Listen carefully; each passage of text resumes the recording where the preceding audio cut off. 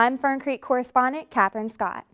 Resiliency is key to the Bounce program launched at Semple Elementary.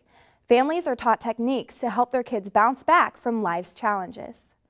Today is about the Bounce Project. Has anybody heard anything about the Bounce Project?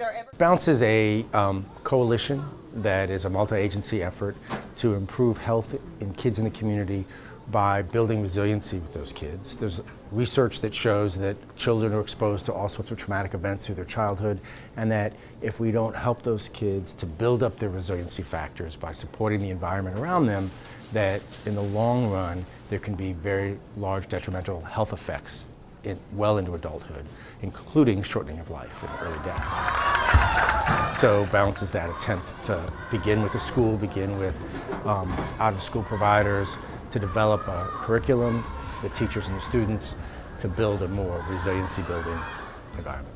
Tonight we're going to just do a brief conversation with the parents to help them understand what the goals of Bounce are, how we're working with their kids and with the school to help build that resiliency-building community, and also talk with the parents a little bit about the exposure that kids have to trauma and the effects that it has, so that we can also begin to help build some of that resiliency network around the community. We're also going to have a handout for them on some 10 tips to build resiliency in your home, and we'll also provide them with some referral information if they need that, and talk a little bit about what's going on here at the school, because Semple Elementary is our pilot project for the JCPS. You're multiplying by 8, right?